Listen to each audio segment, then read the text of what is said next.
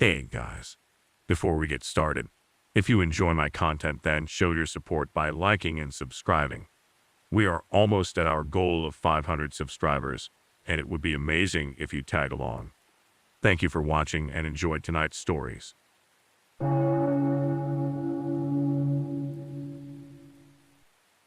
always loved having the place to myself. No siblings screaming, no parents asking me to do chores. Total freedom, right? That's what I thought. My parents had this weekend trip planned for ages, and I was thrilled they'd finally trusted me enough to stay behind. I figured I'd fill the time binging movies, raiding the fridge, and sleeping in. I waved goodbye from the living room window, feeling smug. If only I'd known how badly the next couple of days would go. You know how you can sometimes sense the emptiness of a house? Like you can tell there's no one else breathing under the same roof. That first evening was exactly like that. The walls seemed to absorb my every move, my every breath. The only noise was the occasional hum of the refrigerator or the heater's low rumble. I told myself it was just quiet, nothing to freak out about. After all, I'd spent nights alone before and nothing weird had ever happened. I was in a suburban neighborhood with a fancy security system, cameras at every entrance, and motion sensors. What could go wrong? After a quick dinner, I settled on the couch and pulled up a horror movie I'd been meaning to watch. Maybe that was my first mistake, watching something scary when I was home alone at night. But I wasn't scared, just bored. I scrolled through my phone and checked the front door camera feed out of habit. The porch was empty, no big deal. The weirdness started around midnight. I paused the movie to grab a snack from the kitchen when I heard a faint asterisk click asterisk, like someone flipping a light switch in another room. I shrugged it off. Old wiring, I thought. But a tiny shiver of unease prickled my skin. I tried to laugh it off and returned to the couch, checking the camera feeds again. The porch and driveway were empty. Then I switched to the hallway camera. For a split second, I saw it. Someone standing in front of my bedroom door. Not a shadow, but a figure, unmoving. My heart slammed against my ribs. I told myself it was a glitch. The cameras had acted up before when our Wi-Fi lagged. But then the shape moved, drifting out of frame. My breath caught in my throat. I felt an insane urge to run, but didn't know where to go. Was there really someone inside, or was I losing it? Determined to prove it was nothing, I slid off the couch, avoiding the creaky floorboard near the coffee table. The hallway was dark, but I kept the lights off, hoping to go unnoticed. Each step felt like it echoed. When I peeped around the corner, the hall was empty. My bedroom door was closed, just as I'd left it. I flicked on the hallway light to reassure myself. Everything looked normal. I checked the camera feed on my phone. It was glitchy and frozen with a time stamp from 10 minutes ago. My phone worked fine for everything else, but the security app wouldn't respond. Frustrated, I figured the system was down. Still, I wasn't panicked yet. Then I heard it. Footsteps upstairs. Slow, heavy, deliberate. My stomach knotted. I told myself it had to be the pipes or the heater, but I wasn't buying it. Those were footfalls. My rational brain fought my instincts, but every nerve screamed asterisk, someone's here asterisk. I rushed back to the living room and tried calling the cops. The call wouldn't connect. I tried my parents' voicemail. Texts failed to send. It didn't feel like a glitch anymore. It felt deliberate, like someone was cutting me off. My pulse raced. Was someone tampering with our system? Suddenly, the TV switched to the hallway camera feed unprompted. The image showed a person, back turned to the camera, standing at the end of the hall near the stairs. They weren't moving, just standing there. My spine turned to ice. Then the screen went black. My heart pounded so hard I thought it might burst. Whoever it was knew I was there. They were toying with me. I grabbed a fireplace poker from the hearth and crept toward the stairs. My shaky plan was to scare them off if they hadn't already left. Every step buzzed with adrenaline. The hallway nightlight was off, which was strange. I hadn't unplugged it. The corridor was pitch black, but the air felt charged, like I wasn't alone. I stopped, holding my breath. Then, a sound, heavy, rapid footsteps bolting up the stairs. My blood froze. Against every survival instinct, I followed. At the top of the stairs, the guest bedroom door was slightly ajar. A faint glow from the street lamp outside cast eerie shadows. I stepped closer, clutching the poker, and peeked inside. The room was empty, no sign of the intruder. Then I noticed the hallway camera. Its LED light was off. The camera had been physically disabled. My heart raced. This wasn't random. Someone knew how to manipulate our system. I retreated downstairs and locked myself in my parents' office, the only room with a deadbolt. My phone still wouldn't connect to anything, but around 6 a.m., I received a text from my mom saying they'd arrived safely at their hotel. I tried to reply, but it failed. My stomach churned. The intruder was still interfering with something. I stayed locked in the office, staring at the door, until the sun came up. When I finally left the office, the house was silent. Everything seemed normal at first glance, but when I checked the hallway, the camera was gone, unscrewed from the wall. Nothing else was missing or out of place, just that one camera. My parents came home late that evening, and I didn't tell them the full story. I didn't want them to think I was irresponsible or imagining things. Instead, I muttered something about hearing noises and the camera falling. Even now, I wonder if the intruder ever really left, or if they're just hiding in plain sight. I sleep with the lights on, double-check every lock, and never trust the quiet. My home doesn't feel safe anymore. It's not the same house, not for me.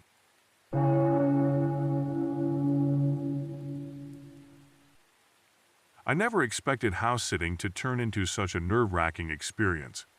When I first agreed to watch the Harris family's place while they went on vacation, I was actually kind of excited. I'm a college student, so the idea of a quiet week away from my cramped dorm room was sweet. I'd get some downtime, water their plants, feed the goldfish, and maybe watch Netflix in their living room on that big TV. The neighborhood seems safe, and the Harrises have one of those beautiful suburban homes with a neat yard, a fancy security system, and freshly painted walls that smell like new furniture. I settled in so easily I almost forgot it wasn't my actual home. The first few days were exactly how I pictured, super chill. I'd wake up whenever I wanted, toss some flakes to Goldie the fish, and lounge around in sweatpants, doing absolutely nothing. Every now and then, I'd step onto the back porch just to feel the breeze and admire the ridiculously green lawn. Everything felt normal and comfortable, and in a weird way, I almost forgot I was supposed to be keeping an eye on someone else's property. It was quiet, like almost too quiet, but I chalked it up to living in a peaceful neighborhood for a change. Then came that first phone call. It was midday, bright sunlight streaming through the windows. I picked up the cordless phone in the kitchen and said my usual greeting, only to be met with total silence. At first, I assumed maybe it was a telemarketer or a robocall that glitched. I waited a few seconds, said hello again, but still nothing. Then I heard a faint click, and the line went dead. It didn't even register as creepy. I figured it was just a dud call. That kind of stuff happens, right? But then the calls kept coming. 1 or 2 a day turned into 3 or 4. It was always the same pattern. I'd pick up and be met with heavy silence on the other end. Sometimes I thought I heard breathing, or maybe it was just static. It was so soft I couldn't be sure. A few times I said hello. Multiple times just to get some response. Silence, then a click, call ended. It started to put me on edge, but I still tried to play it off in my mind.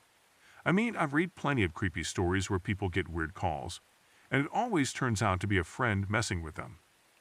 But I had no reason to think my friends would do that, and none of them even knew where I was staying. It wasn't until the evening of the 4th day that the calls took a turn that made my skin crawl. I was halfway through scrolling on my phone in the living room when the landline rang. I grabbed it, expecting yet another silent call, and sure enough, no words, just this ragged breathing, like someone trying not to exhale too loudly. My chest tightened.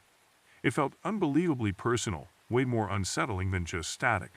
My heart rate went from 0 to 100 in a split second. I stayed on the line, not saying anything, just listening. The breathing stayed slow, heavy, almost deliberate, like they were daring me to break first. Finally, I lost my nerve and hung up. My heart felt like it was pounding hard enough to shake my ribs. I tried to rationalize it. Could it be some weirdo with a wrong number who got a kick out of scaring people? This neighborhood's supposed to be safe, so it's not like I was expecting real danger. But just to be sure, I double-checked all the doors. The Harrises have one of those keypads on the front door, so I made sure it was locked. The back door and all the windows were secure. I even peeked out through the curtains to see if anyone suspicious was lurking around. The front yard was empty, lit by a single street lamp. The only movement I noticed was the faint rustle of branches in the wind. Still, that didn't calm my nerves. I turned on most of the downstairs lights and ended up staying awake way later than I intended. Every little house creak made me jump. When the phone rang at about 2 in the morning, I nearly toppled out of my seat. My laptop, which had been resting on my lap, slipped onto the couch as I scrambled for the phone. For some reason, I felt compelled to answer. It's that weird fear logic that kicks in. I needed to know if it was that same breathing again, and it was only this time it seemed harsher, like the person was panting. My spine tingled with every breath. I started feeling lightheaded, like adrenaline was screaming at me to do something, but I just stayed frozen, phone pressed to my ear. After maybe 15 seconds, it cut off again. I couldn't go back to sleep after that. I basically stayed up until dawn, every lamp in the living room glowing, flipping through random TV channels at low volume. The next day, I debated calling the Harrises to let them know, but I kept telling myself I didn't want to ruin their vacation over some prank calls. I also felt kind of embarrassed. House sitting is supposed to be easy. My only job was to feed the fish and make sure no one broke in. I checked the caller ID log, but all it said was unknown caller. Helpful. I tried *69 or whatever, but of course, it didn't trace it. My best friend told me once that the phone company can track repeated unknown calls if you request it, but that seemed too extreme, and I wasn't even sure how to do it from someone else's landline.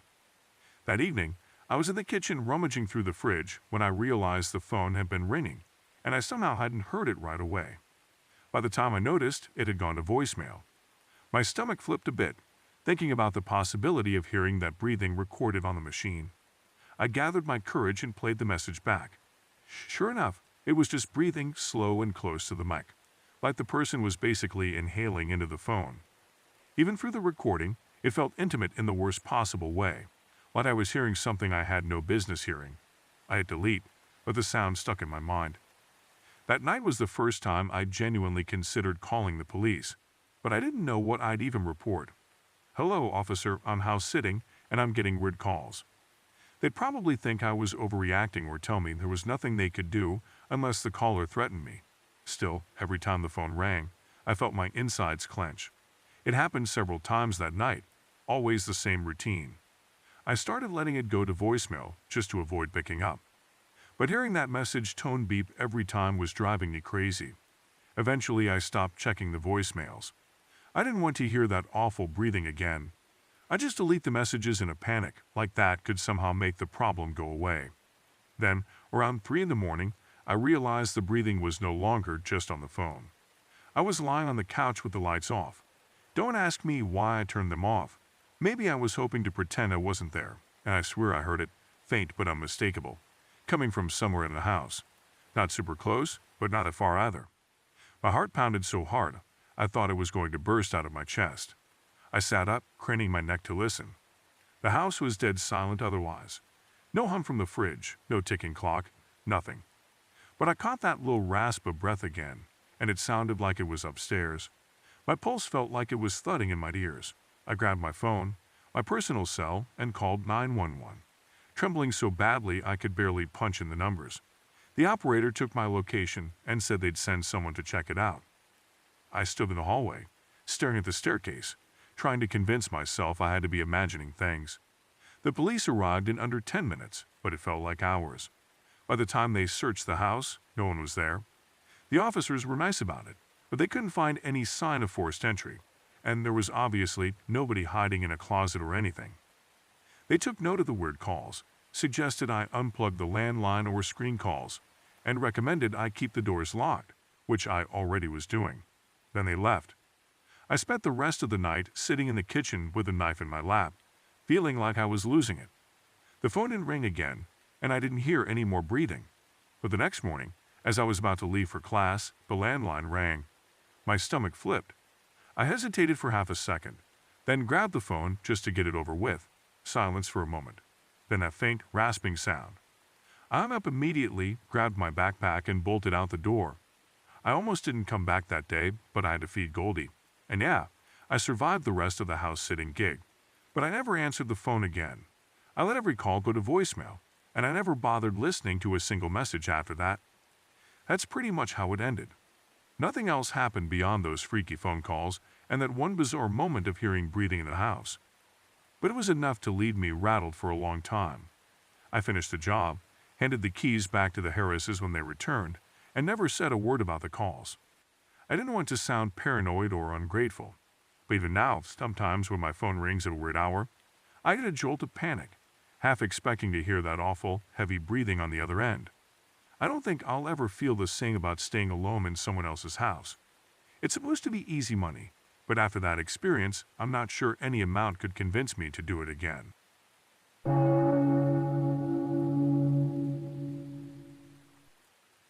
I was halfway through a paper on modern American lit when I heard the knocking. It was around 1 in the morning, and I had my headphones on, blasting some lo-fi beats just to keep myself awake. I nearly jumped out of my skin when I felt the vibrations from the knock. I paused the music, heart racing. My dorm apartment isn't exactly bustling at night. Most people are either at the library cramming or passed out in their rooms, so a late-night knock isn't common. I set my laptop aside and headed for the door, trying to keep my footsteps quiet. The peephole was this tiny fisheye lens that never showed a clear view, but I could still see someone standing there, leaning close as though they were trying to listen. My pulse sped up because the shape of the figure was off. They looked too tall, or maybe it was just distortion from the lens. Still, I was debating whether to open up when I heard a voice. "Let me in? It's me, your mom." I froze on the spot. My mom? That didn't make any sense.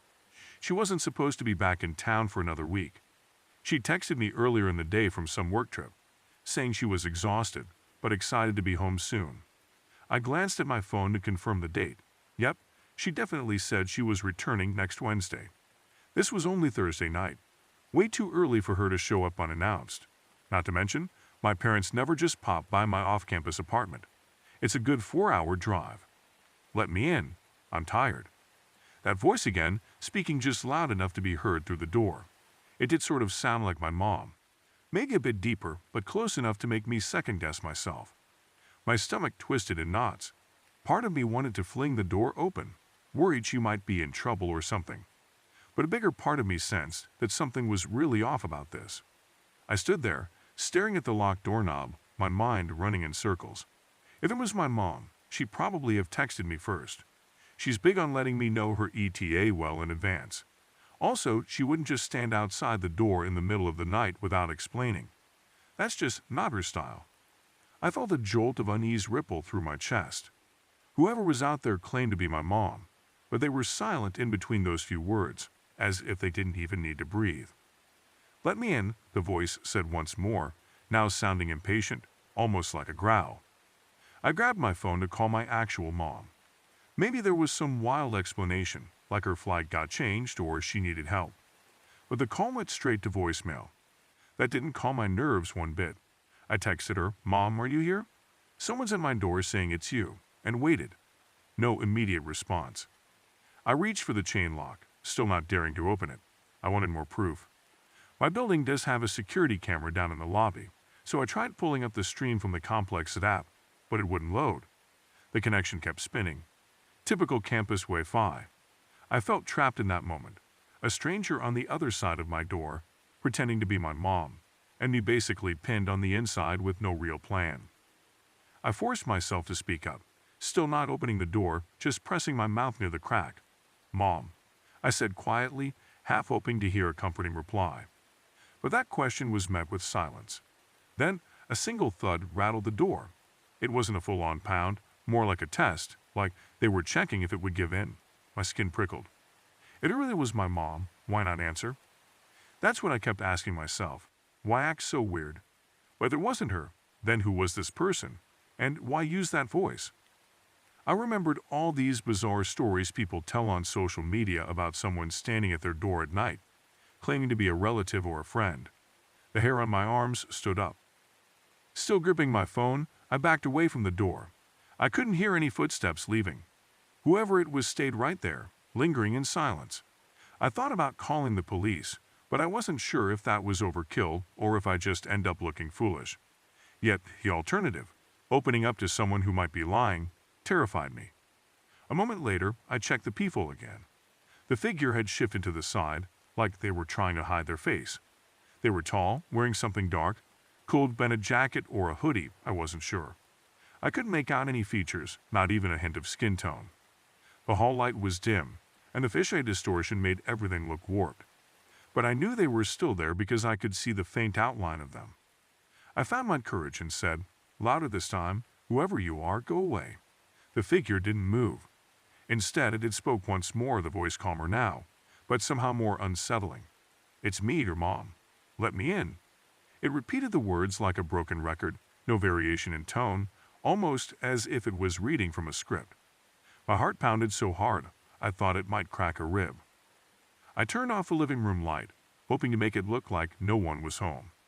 My bedroom was down the hallway, so I retreated there, locking that door too, just in case. I sat on the edge of my bed, phone in hand, waiting for a response from my real mom. My brain was spinning out worst-case scenarios. What if the person outside actually tried to break in? The windows in my unit aren't exactly fortress-like. I had no real weapon, nothing but an umbrella or a kitchen knife if it came to that. The silence in the living room stretched out impossibly long. I stared at my phone, refreshing my texts. Nothing. I thought about looking out the window to see if maybe there was a car out front, but that would mean walking past the front door again. I couldn't bring myself to do it. Minutes passed. 5, 10. I began to wonder if the person had left, but part of me didn't want to find out by risking that open door. At some point, I must have dozed off, phone clutched in my hand. I snapped awake to the sound of another knock. So loud it might have just been in my head, or maybe it was my dream bleeding into reality. I stumbled out of bed, heart hammering all over again. I peered down the hallway, and to my relief it was quiet and still. No voice, no silhouettes under the door. I was bathed in the faint glow of my phone screen. It was almost 3 in the morning. I spent the rest of the night wide awake, too scared to move from my bedroom. Every so often, I swore I heard soft scratching at the door, but it might have just been my imagination running wild. When dawn finally broke, these weak slivers of sun coming through the blinds, I mustered the courage to step out into the living room. It felt surreal, like I'd crossed into some different dimension. Everything was how I'd left it. The door is still locked, chain in place. I peeped through the hole. No one was outside. All at once, my phone buzzed, making me jump. It was a text from my mom. "Hey, sweetie, just woke up. Got your message. Definitely not me at your door. Be careful. Let me know you're okay." My chest tightened. Even though I already knew it couldn't have been her, seeing it spelled out in text was like a punch in the gut. Whoever had come to my door had somehow mimicked her voice, or at least something close to it. I stayed home from classes that day, not wanting to leave my apartment while it was light out, ironically, because I was too afraid to find out what might be waiting in the hallway. Later, I checked with campus security to see if they could pull footage from the cameras, but I never got any solid answers. Either the footage was corrupted, or they couldn't confirm anything. Typical. I never found out who or what was at my door that night. My mom returned as planned a week later, totally fine, with no unexpected trips, no surprises. Life went on, but I never truly stopped looking over my shoulder whenever someone knocks on my door after dark. Maybe it was just some twisted prank. Maybe it was something worse. Either way, the next time I hear a voice calling me from the other side, you can bet I'll be extra sure it's really who they say they are before I even think about turning that doorknob.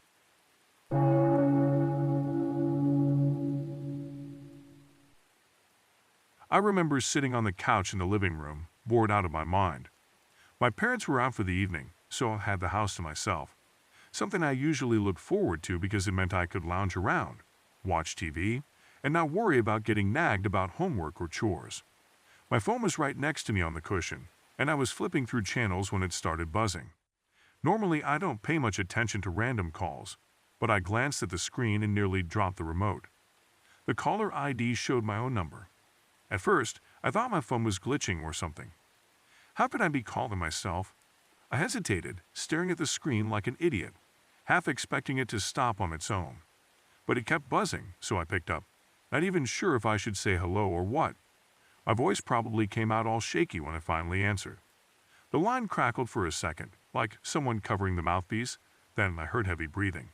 It sounded way too close, like whoever was calling me was right in my ear. I sat up straight, heart pounding. I tried to speak again, maybe ask who it was, but my throat felt like it was stuck. Then this raspy voice, definitely not mine, whispered, "I can see you. You're not alone." The words sent this jolt of cold dread up my spine. I forced myself to speak, to stammer something like, "Who is this?" but the line went dead before I finished. Complete silence. For a moment, I just sat there gripping my phone, my mind racing in 100 directions. The house was quiet. No footsteps, no rustling, not even the hum of the air conditioner. I found myself checking if I'd accidentally turned it off. I hadn't. It was just that everything felt suddenly still, like the entire place was holding its breath. I remember thinking, maybe this was a prank. My friends sometimes do dumb stuff, but this crossed the line. And how would they spoof my own number? I felt this itch in my eyes like I couldn't blink. I was hyper-aware of every window, every door, every possibility that someone might actually be watching me. I peered around the living room, checking behind the curtains, feeling unbelievably stupid and scared at the same time. The blinds were drawn, so it's not like a random person could see in, at least not easily. But I still felt exposed, like any second I'd glance outside and see a silhouette pressed against the glass. A few minutes passed, and my phone buzzed again. I almost dropped it. I checked the screen, and it was an unknown number this time, but I felt my heart pounding so hard I might pass out. Against my better judgment, I answered.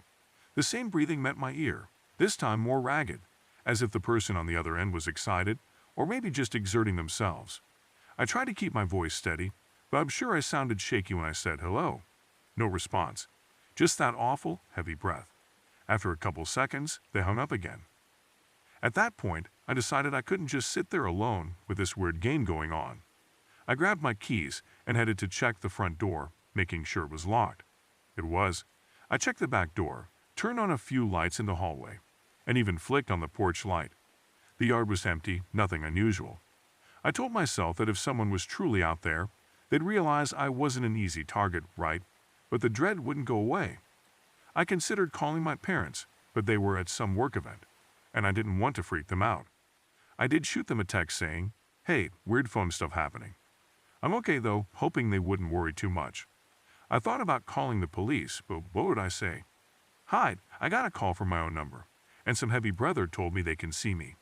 It felt ridiculous, like some urban legend scenario.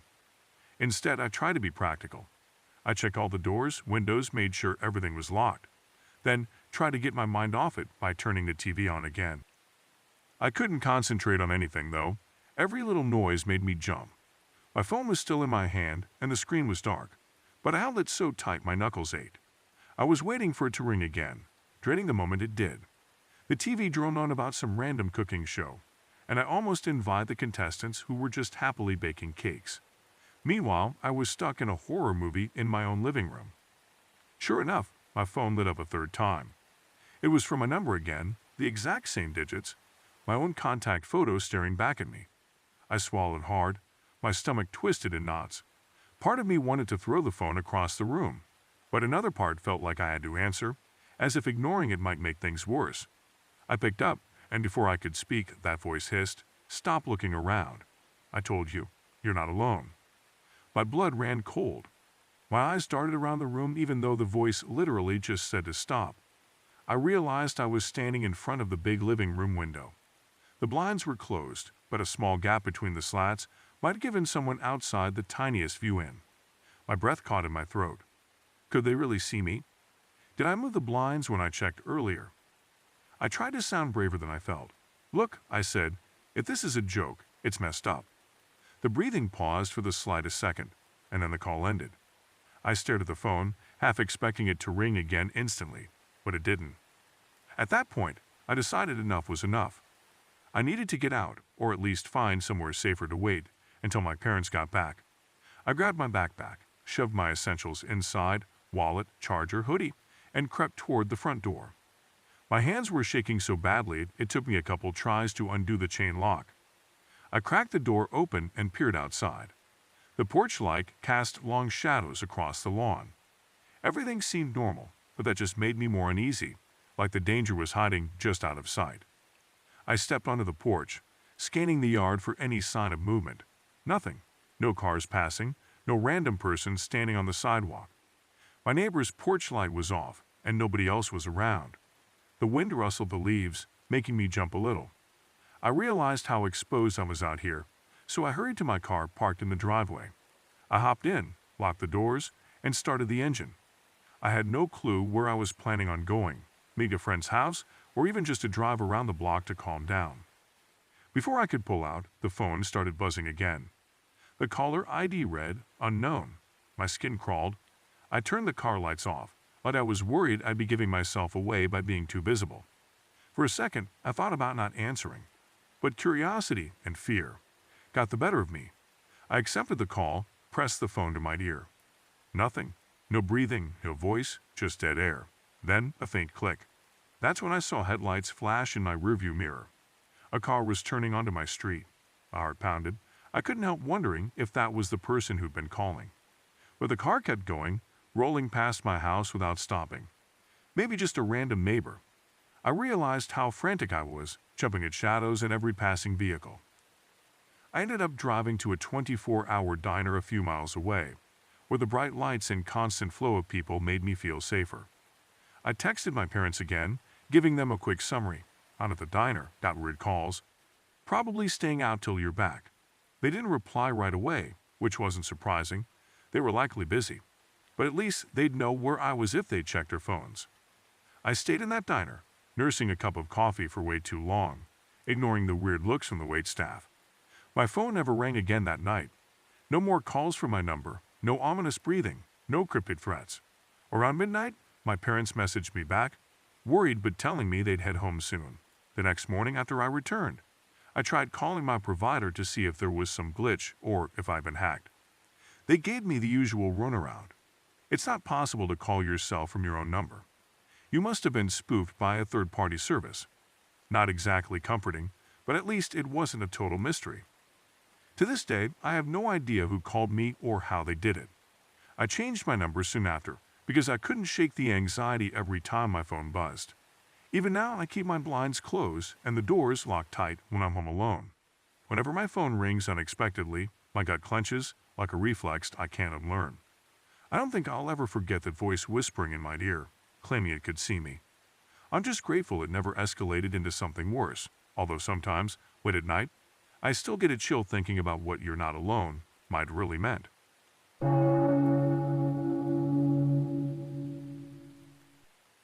I knew something was off the moment I noticed the window. You ever have one of those weird little observations that sticks with you for no logical reason? That was me, staring at my neighbor's upstairs window for way too long, trying to figure out what was bugging me. It was just past sunset, and I was slumped on my couch, half watching some random YouTube video on my phone. But every so often, I'd glance through my own living room window toward the house across the street. There was this open window facing me directly, blinds drawn up, curtains parted, almost like someone was standing there. Only I never actually saw a person, just this sense of presence. At first, I told myself to chill out. It's normal to keep a window open on a hot day, right? Especially in this neighborhood where everyone's AC unit is prehistoric. But then I realized it had been open for days, since Monday morning, and it was now Thursday night. Nobody's that committed to fresh air. Plus, I never even met the neighbor who lived there.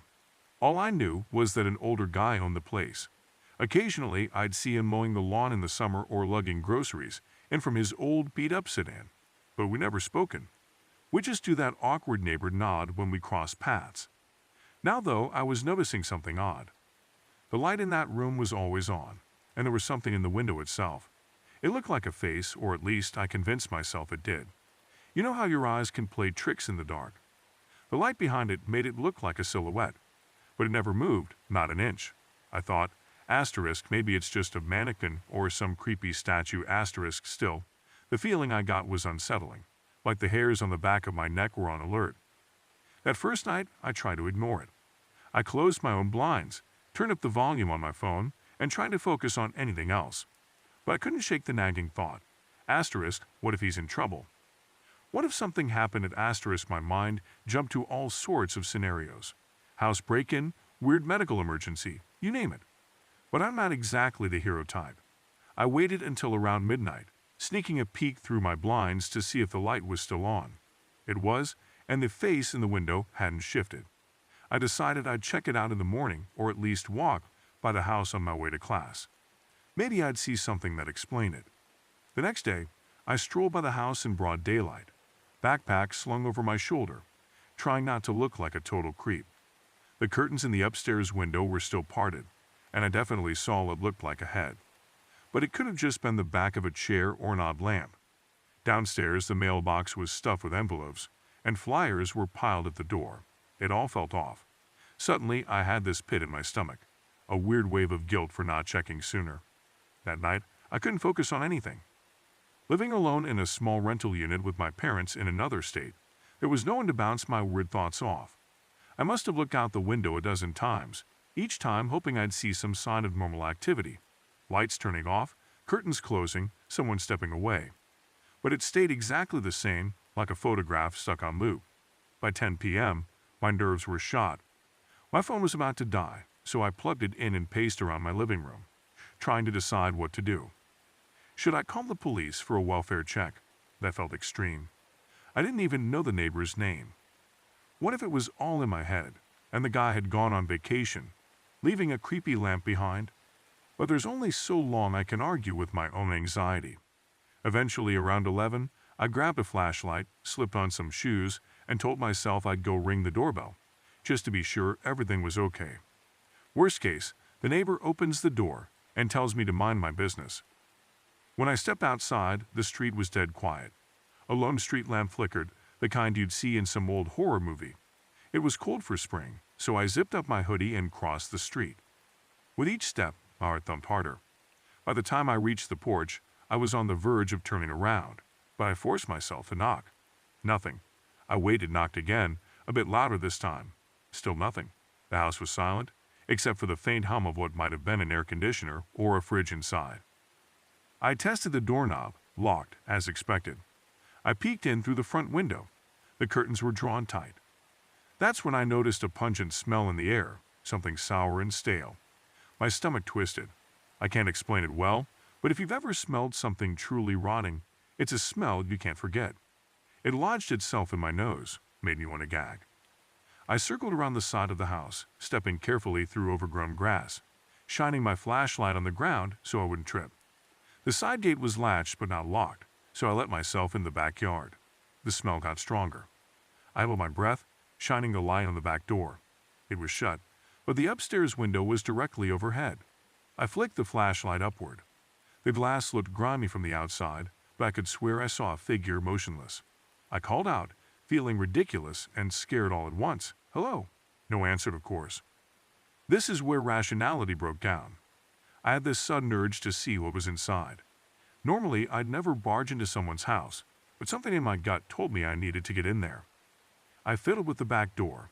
One twist, and it opened. The smell rushed out like a wave, thick and putrid. My eyes watered instantly. I nearly stumbled back outside, but curiosity or stupidity pushed me on. Inside, the darkness felt heavy. My flashlight swept across the kitchen, messy counters, old dishes in the sink, roaches skittering when the beam landed on them. My stomach was in knots. Moving slowly, I made my way into the living room. The stench was suffocating. Furniture was coated in dust. The TV was off, but a static hiss quietly crackled, like the volume had been turned down, not muted. I froze when I noticed the stairs. I took a few steps up before I heard something overhead. A soft drip, drip, drip. The flashlight trembled in my grip. My instincts screamed for me to turn around, but I couldn't. Step by step I ascended, each board groaning under my weight. When I reached the second floor, the smell was unbearable. I swung the light down the hallway, spotting a closed door, then an open one at the far end. The open door led into what looked like a small bedroom or office. I stepped in, and the beam of the flashlight landed on a figure slumped in a chair by the window. My heart nearly exploded. It was the neighbor, what was left of him. He was decaying, his skin discolored and sunken around his bones, but his eyes, unbelievably, were wide open, milky and lifeless, staring right out that window, like he'd been watching me watch him for days. The shock made me stagger backward, almost dropping the flashlight. I retched right there on the floor. This was beyond anything I'd ever seen. In the darkness, the neighbor's empty stare seemed to follow me. My flashlight beam caught the reflection in those glassy eyes, turning them into dull marbles. Finally, the survival part of my brain kicked in. I bolted from that room, stumbled down the stairs, and crashed through the back door into the night air. I called 911 from my phone, gasping for breath. There was no way to sugarcoat it. I told them I'd found a dead body. Within minutes, a patrol car arrived, then more cops in the corner. Neighbors peek out their windows, watching as the scene unfolded. I never found out the full story, how he died, why he'd been left like that, or what his final moments were.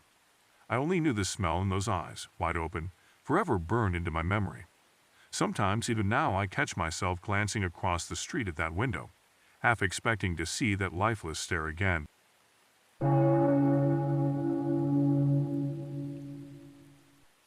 I always felt weird about ordering takeout late at night, but hunger and laziness overruled my hesitation.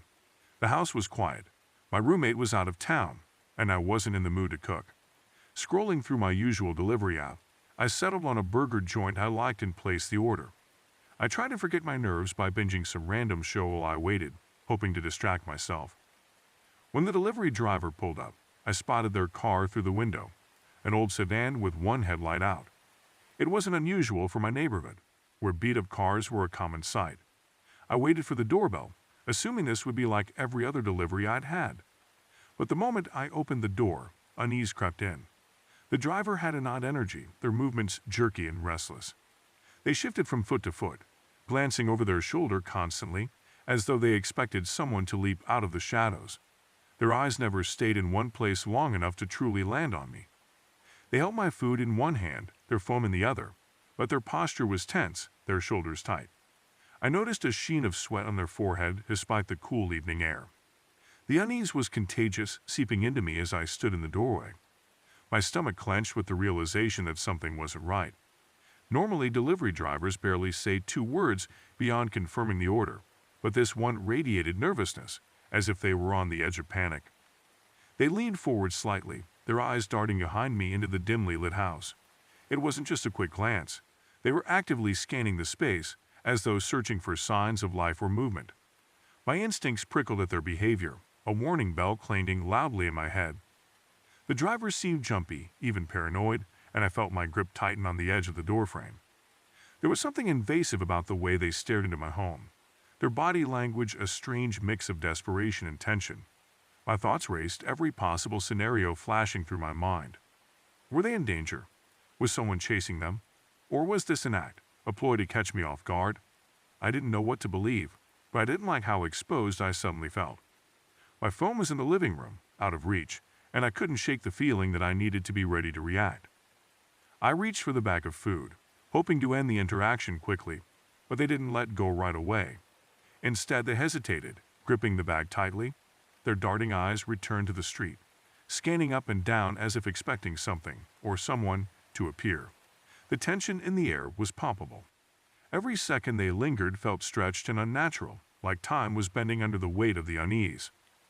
I couldn't tell if their hesitation was rooted in genuine fear or if it was a calculated move. Either way, it was unnerving. My mind played through 100 possibilities in rapid succession, none of them comforting. They looked over their shoulder again, and for a moment, I thought they were about to step into my house uninvited. My hand instinctively tightened on the door, bracing myself against the possibility. When they finally released the bag into my hands, their demeanor shifted. The nervous energy gave way to something darker, a hardening in their expression, a tightening of their jaw. The unease in my stomach bloomed into full-blown fear. There was a flicker of something in their eyes, something I couldn't place, anger, frustration, or maybe desperation. It chilled me to my core. The interaction had lasted only a few minutes, but it felt like hours. As soon as the door closed and the lock clicked into place, I let out a breath I hadn't realized I was holding. My hands were trembling as I engaged the deadbolt and slid the chain across for extra security. I stood there for a moment, staring at the closed door, trying to shake off the lingering fear. Outside, I heard the faint sound of their car door slamming and the rumble of the engine. Peeking through the peephole, I watched as the old sedan's headlights flicked on. Well, the one working headlight, and the car sped off down the street. The house felt eerily silent in the aftermath. I set the takeout bag on the counter, but I didn't open it right away. My hands were still shaking, my heart pounding against my ribs. Every rational part of me insisted I was overreacting, but I couldn't ignore the unease crawling up my spine. The driver's behavior replayed in my mind, their shifting gaze, the sweat, the way they looked behind them like something was following them, or someone. I debated whether I should call the police. What would I even say? That the delivery driver was acting strange. It wasn't a crime to be nervous, and I had no proof that anything sinister was happening. Yet I couldn't shake the feeling that I'd narrowly avoided something dangerous. The way they lingered, the way their demeanor shifted, it felt like more than simple nervousness. It felt calculated. As the minutes dragged on, I tried to rationalize the situation. Maybe they really had been in danger, running from someone, and I'd slammed the door on a person in need. Or maybe I'd avoided a trap, some kind of twisted attempt to gain entry into my house. Both possibilities felt equally plausible, which only made the uncertainty worse. The food sat untouched on the counter, while I triple-checked the locks on every door and window. Even though I knew nothing else was likely to happen, my nerves were shot. Every sound outside, passing cars, distant footsteps, made me jump. I left the TV on, the low volume providing a faint comfort in the otherwise silent house. My appetite was gone, but I forced myself to eat a few fries out of stubbornness. I wasn't about to let the fear win completely. Eventually, I called my roommate and left a long voice message explaining what had happened. Talking about it helped, though I still felt a lingering dread I couldn't shake. I stayed up far later than usual, my eyes darting to the front window every time headlights swept across the street. Sleep didn't come easily that night, and when it finally did, it was restless and fitful. The next morning, I contacted the delivery service's customer support to report the incident. They'd assured me they'd look into it, though their tone suggested they didn't consider it a high priority. That left me feeling unsettled but unsurprised. I doubted I'd ever get any answers. Even now, I still think about that night, the driver's nervous energy, their strange behavior, and the moment they nearly pushed their way inside. I'll never know what was really going on or what might have happened if I'd let them in. Maybe they were genuinely afraid, or maybe I narrowly avoided something terrible. Either way, the experience left a mark. I'm more cautious now, always double-checking locks and hesitating a little longer before opening the door to a stranger. Living alone has its perks, but it also comes with its own kind of vulnerability. That night, I learned that sometimes it's better to trust your gut and keep the door closed.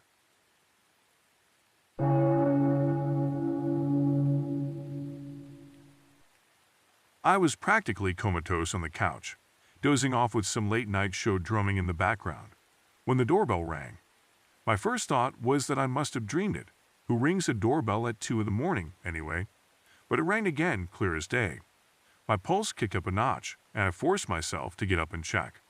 I was already annoyed, thinking it had to be some bored teenagers playing ding-dong ditch. I shuffled to the door, flipped on the porch light, and peered through the peephole. Nothing. Not a soul out there. The street was empty under the weak glow of a lone streetlight. My porch light cast a faint circle on the cement, but there was no shadow of a person, no car idling at the curb, just silence and a little chill in the air. I stood there for a second, half expecting someone to leap out of the bushes, but nothing moved. Feeling uneasy, I locked the door, deadbolt and all, telling myself it was a prank. I muttered some complaints under my breath about teenagers, and reached to turn off the porch light. Before I could even flick the switch, the doorbell rang again. This time it startled me so badly, I nearly dropped the remote I was still clutching. My heart hammered in my chest, louder than the TV behind me. I crept back to the peephole, dreading what I might see or not see. My eye pressed to the lens. Same view as before, empty porch, no movement. But just as I was about to pull away, I heard it. The faintest sound of my name being whispered, right through the door. It was so soft, so breathy. I almost thought I was imagining it. But it was there, my name, stretched out in a hush like a secret. I felt a cold wave of panic roll over me. My first reflex was to call out, but my throat clamped shut. That weird, hushed voice sounded too off. Something about it wasn't right. I backed away, instincts kicking in. I grabbed my phone off the coffee table, hands trembling as I punched in 911. I told the dispatcher as calmly as I could manage that someone was ringing my doorbell in the middle of the night, whispering my name, and then vanishing without a trace. They said they'd send a patrol car over to check it out. While I waited, I stood in the living room with all the lights off, peeking from behind the curtains. I figured maybe I could catch whoever it was sneaking around. My heart wouldn't slow down, though, and each minute felt like an hour. I kept replaying the whisper in my mind. They'd said my name like they knew me, or at least knew I lived there. That's what got under my skin most. It's not just any random prank if they know your name. Eventually, the flashing red and blue lights cut across the front of my house. I'm not sure I've ever felt such a mix of relief and dread seeing cops roll up. I hurried to meet them at the front door, but before I could even open it, I saw their flashlight beams dancing across my porch and yard. They knocked and I let them in, grateful to have someone else there. I explained the situation again, voice shaky. 2 officers fanned out, one checking around the side of the house, the other scanning the porch. Nothing unusual at first, no footprints, no sign of forced entry.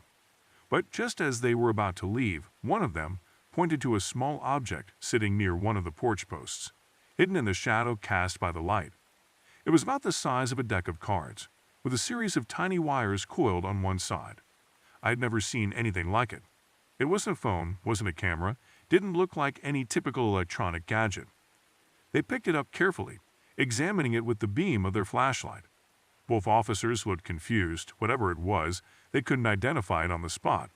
No brand name, no obvious battery slot, nothing. It had a dull, matte black exterior with weird tiny grooves all around. One officer placed it in a plastic evidence bag, sealing it up. They said they'd send it to their tech department, or something along those lines, try to figure out if it was some obscure listening device or maybe just a broken gadget. But neither of them recognized it. I remember standing there on my porch, staring at the spot where they'd found it, my skin crawling at the thought that someone had planted a mystery device right outside my home.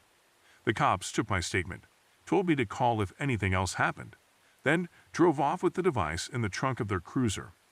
I was left alone with the memory of that raspy whisper of my name and the knowledge that someone out there knew I was inside.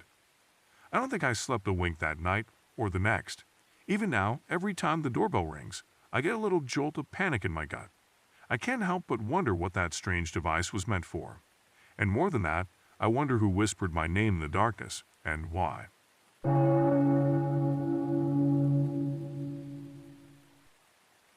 I never thought I'd live in a neighborhood where people warned you about gunshots the same way they'd warn about potholes or stray dogs. But life has a way of throwing curveballs, and I found myself renting an old house in a part of town everyone called unforgiving.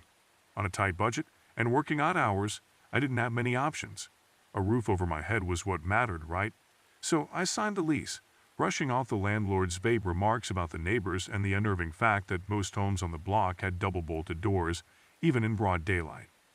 The house wasn't much to look at, small with faded paint and creaky floorboards.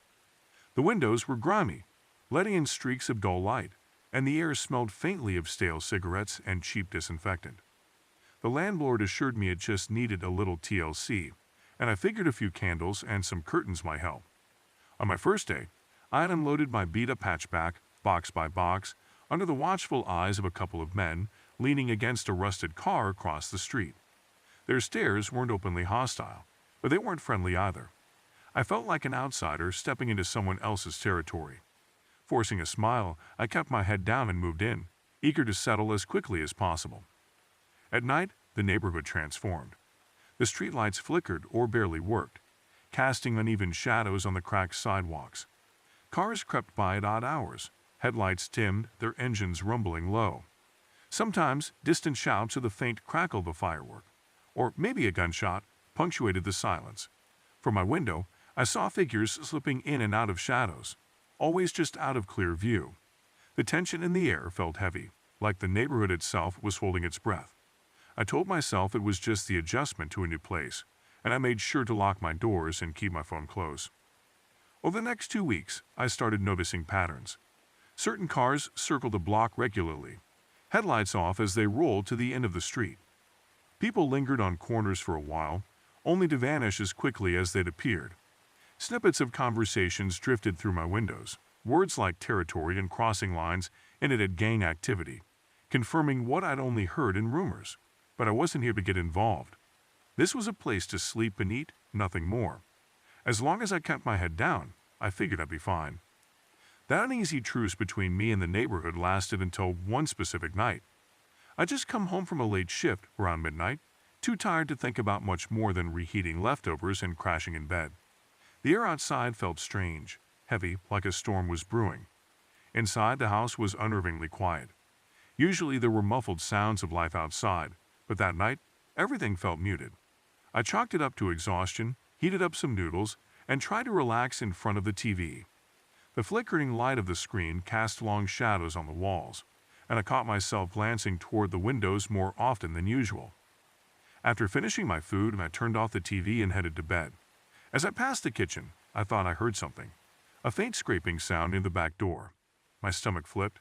I froze, listening intently, but all I could hear was the hum of the fridge and a distant car horn. Telling myself it was nothing, I brushed my teeth and changed into pajamas, trying to ignore the growing unease. Just as I reached to turn off the hallway light, I heard a soft tap on the kitchen window.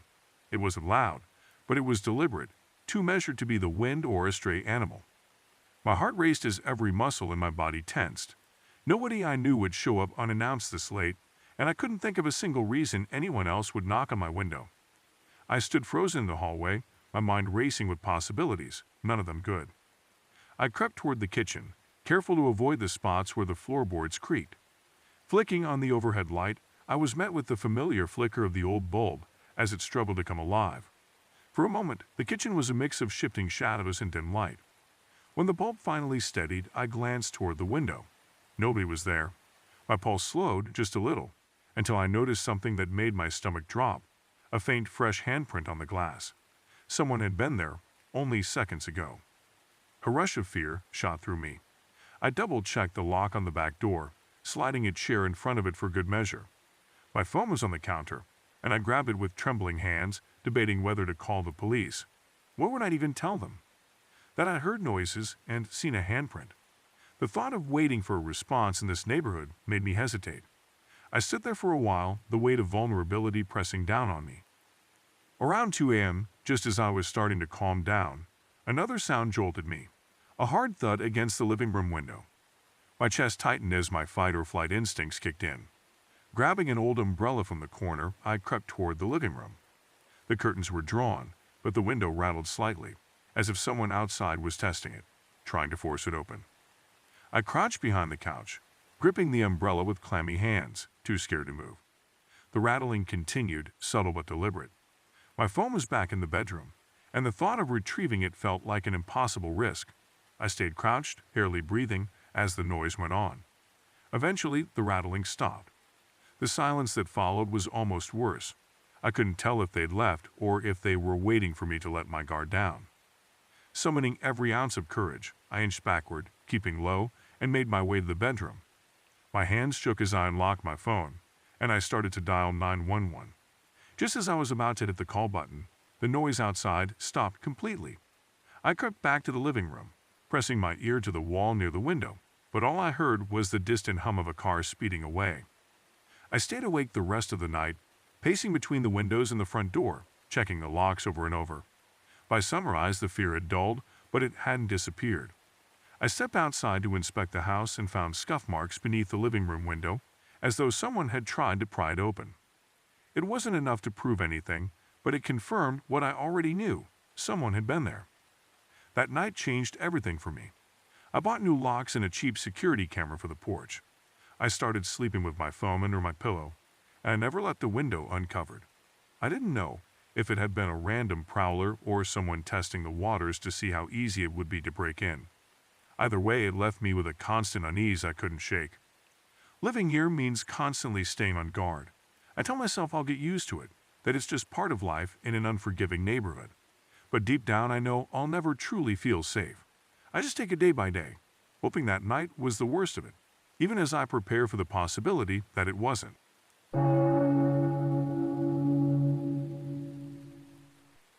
I woke up that afternoon feeling a strange heaviness in the air, almost like the house itself was urging me to stay alert.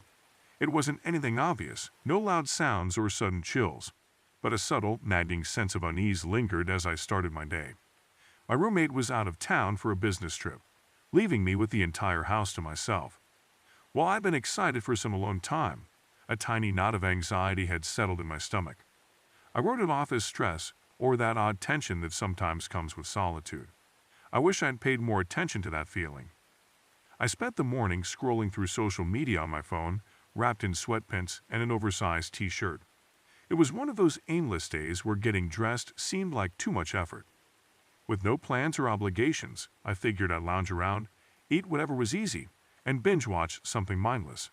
The house was unusually quiet, save for the occasional groan of the old pipes or the faint sound of a car passing by outside. Sometimes, if I stopped and really listened, I could hear the wind rattling the loose window frames. The hours slipped by in a haze. Around noon, I made a grilled cheese sandwich, eating it at the kitchen counter. Even then, the silence pressed in, making me feel strangely self-conscious, like I wasn't truly alone. I checked the front window while washing up, noticing the street was emptier than usual. There were no kids playing, no neighbors tending their lawns, just stillness. I shrugged it off, but the sense of isolation was hard to ignore. Eventually, I moved to the couch, mindlessly flipping through shows until I started to doze off. It wasn't restful sleep, more like a shallow, half-aware state. That's when I heard it, a faint metallic sound coming from the front door. At first, I thought it might be the mail slot, but the noise repeated, sharper and more deliberate. It wasn't random clattering or wind. It was the sound of metal scraping against metal. I jolted awake, heart thudding. My first thought was to dismiss it as nothing. A truck passing by, or maybe the old hinges creaking. But that sound wouldn't stop. My chest tightened as I realized it was coming from the lock itself. My mind raced, scrambling for rational explanations. Maybe someone had the wrong house, or a neighbor's key accidentally jammed into my lock. But deep down, I knew better. When the scraping grew louder, more forceful, it was unmistakable. Someone was trying to pick the lock. I shot off the couch, adrenaline surging through me. My thoughts were chaotic. Should I rush to the door, call the police, or stay hidden? My body felt frozen for a moment, paralyzed by fear. When I finally moved, it was instinctive. I grabbed the first thing I could find for protection, a heavy flashlight from the TV stand drawer. My hands trembled as I clutched it, standing in the middle of the room, unsure of my next move. The noise stopped for a moment, and then I heard the lock click. The sound hit me like a punch to the gut. Someone had succeeded in unlocking my front door. My breath caught as the doorknob began to turn. The door inched open, stopped only by the chain I'd bolted earlier, a precaution I never thought I'd truly need. A sliver of the outside world appeared through the gap, and then I saw them. A figure crouched low, partially obscured by the doorframe. They'd froze when they saw me standing there, clearly not expecting anyone to be home. For a moment, our eyes locked. Their expression was a mixture of shock and calculation, like they were weighing their options. Time felt like it stretched. My chest was tight, my grip on the flashlight white-knuckled. Everything about the situation screamed danger. They moved quickly, holding up a ratty cardboard box as though to explain their presence. It was a pathetic, hastily staged act. There was no delivery uniform, no markings on the box, nothing to suggest they belonged there. Their eyes darted between me and the small gap in the door. I could see their muscles tense, like they were debating whether to push their weight in or leave. The air between us was thick with unspoken tension. I didn't move. I couldn't. My mind raced with possibilities. Was this person armed? Were they working alone? Were others waiting out of sight, just beyond the porch? Every second felt like a lifetime as I stood there, the chain lock the only thing keeping them out. After what felt like forever, they backed away. Their movements were jerky and hesitant, like they didn't want to give up but knew they'd been caught. I watched as they slipped out of view, disappearing down the steps and past the porch. The door swung shut, and I lunged forward, fumbling to relock it.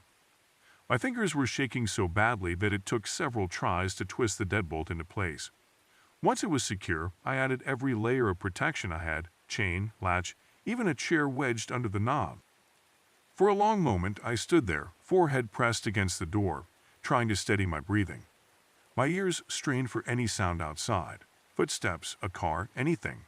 But the street had returned to its eerie silence. Peeking through the blinds, I scanned the porch and driveway. The figure was gone, but I couldn't shake the feeling that they might still be nearby, watching, waiting. I wanted to call the police, but I hesitated. What could I say? That someone picked my lock but ran off when they saw me? It felt flimsy, like they wouldn't take it seriously. Still, I couldn't ignore the fear clawing at my chest. I called a friend instead, spilling the story in frantic bursts, hoping to calm myself. They told me to call the cops anyway, and eventually I did. The dispatcher listened as I explained what had happened. They said they'd send someone to check the area, but their tone didn't inspire confidence. I stayed near the door, flashlight still in hand, waiting for the sound of sirens. By the time an officer arrived, nearly an hour later, I'd managed to calm down slightly, but the adrenaline still lingered. The officer took a brief statement and did a cursory check of the yard, but there wasn't much to go on. They left me with vague reassurances and the suggestion to stay vigilant. That night, I didn't sleep. Every creak of the house felt like a threat. Every shadow outside the window made my heart race. I triple-checked the locks and kept the flashlight within reach, my body too wired to relax.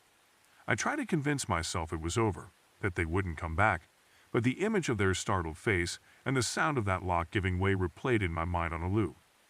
The next morning, I changed the locks and ordered a security camera for the front porch. I couldn't shake the feeling of how close I'd come to something much worse. That small, stupid chain lock had saved me, and the thought of what could have happened without it kept me on edge for weeks. I never saw them again, and I never got answers about who they were or why they targeted my house. But that day left a mark on me. It's unsettling to realize how vulnerable you can be in your own home. And even now, I can't shake the memory of their face staring back at me through that sliver of open door. Some days the house feels normal again, but other times I hear a creak or a knock, and I'm right back there, frozen, flashlight in hand, waiting for the worst.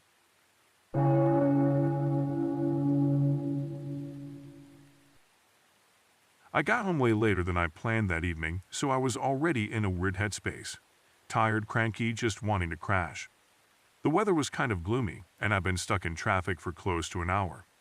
The moment I pulled up, I noticed something was off. My front door looked like it wasn't fully shut. That's not normal for me. I double-check locks and doors like it's an obsession. Seeing it even slightly open set off every alarm in my head. My stomach dropped, and I had this sinking feeling that maybe someone had broken in. I stood there on the porch for a solid minute, debating whether to call someone or just go in. Eventually, I inched forward, gave the door a little push, and stepped into the hallway. The silence hit me first. My place is usually quiet, but this was a tense, unnatural kind of silence, like the walls themselves were waiting for me to notice something. I reached for the light switch and half expected to see the place ransacked, but it wasn't. Everything looked pretty much normal at first glance, which was almost scarier because it made the situation feel more confusing. My first instinct was to lock the door behind me. I slid the deadbolt, checked it twice, and then started poking around, feeling like maybe I'd left something important behind. I checked the living room. The TV, couch, and random junk on the coffee table were all in their usual spots. I peeked into the kitchen, still messy because I hadn't done dishes, but nothing seemed missing. My mind was buzzing with questions, but I couldn't pinpoint an answer. The weird part was the smell. It was faint at first, kind of stale or musty, like old food or clothes that never dried properly. I figured maybe I left the garbage too long or forgot to throw something out. I headed upstairs to my bedroom, turning on lights as I went, just to feel safer. The smell seemed to follow me, which was odd. It wasn't overpowering, but it hovered in the air, a constant reminder that something wasn't quite right. I'm not usually paranoid, but this got under my skin. I checked each room carefully, even the bathroom, expecting to find some hidden mess or leak. Nothing. As far as I could tell, nobody had taken anything, and the doors were all locked except that front one. I felt uneasy, but also silly for letting my imagination run wild. A few hours passed. I tried to shake the feeling off by watching random videos on my phone. I didn't have an appetite, so I just sipped water and reminded myself the day had been long, and maybe I just messed up that front door earlier. But I still felt unsettled. Every little noise in the house made me jump, like the sound of the fridge clicking on or a pipe groaning somewhere. I kept sniffing the air, trying to figure out if the smell was stronger in one room than another, but it seemed to drift everywhere I went. Eventually, I got ready for bed. I thought about sleeping on the couch, but I told myself it was overkill. I went into my bedroom, switched on the light, and started picking out clothes for the next day. That's when I noticed something shoved between my sweaters on the closet shelf. It was small, wrapped in plastic, and definitely not something I recognized. My heart thumped because it looked out of place, almost like someone put it there on purpose. I carefully pulled it out. It was a half-eaten sandwich, the bread a little hard, the fillings dried up. I could see the bite marks. It reeked like it had been sitting out for days. I stood there, feeling every hair on my arm stand up. I've never stashed food in my closet, not once. There's no reason for me to do that. And this was definitely not something I bought or made recently. My head started spinning with possibilities. Could someone have broken in and not stolen anything but decided to eat a sandwich in my closet? Or was this meant to be some sort of weird prank? The smell in the house made sense now. This thing was rotting, sealed in plastic, but still stinking up everything around it. A surge of panic washed over me. I tore through the closet, checking if anything else was tampered with. Clothes seemed normal, no other items out of place. But the sandwich really disturbed me. I wondered how the intruder got in, why they left something so random, and if they were still around somewhere. It felt personal, like a twisted calling card. I tried to stay calm, but my mind was racing. I took the sandwich straight into the kitchen trash, tying the bag tight and tossing it outside. I wanted it gone, but that didn't fix the uneasy feeling gnawing at me. The rest of the night was a blur. I paced around, triple-checking locks, peering under furniture, behind doors, even in the attic crawl space. I didn't find anything else suspicious, but that didn't comfort me. The image of that half-eaten sandwich between my clothes kept running through my head. I ended up sleeping with the lights on, my phone in my hand, feeling like any second I might hear footsteps in the hallway or see a shadow move across the floor. In the morning, things seemed normal again, if you can call it that. The smell faded after I got rid of the sandwich and opened windows to air the place out. But I couldn't shake the sense that someone had been inside my home, rummaging around in silence, then left me that creepy little token. I kept thinking about the front door being ajar, how everything else looked perfectly undisturbed, and yet that sandwich turned up where I never would have looked until I needed clothes. I still have no explanation for it. I changed the locks soon after, put in a cheap security camera near the front door, and tried to move on. But every once in a while, I catch myself sniffing the air, half expecting that stale smell to be back. It messes with my head. It's not something you can easily forget, realizing someone else was in your space, but not stealing anything or trashing the place, just leaving behind a rotting sandwich as if that's a normal thing to do. Sometimes, late at night, I wonder if they were planning something worse and just got spooked when I came home early. Or maybe they wanted me to know they'd been there, like some twisted warning. I can't say for sure, and that's the part that keeps me up. Thank you for watching tonight's stories. If you enjoyed any of the stories, share your thoughts in the comments below. I would love to read them. Thank you, and until next time.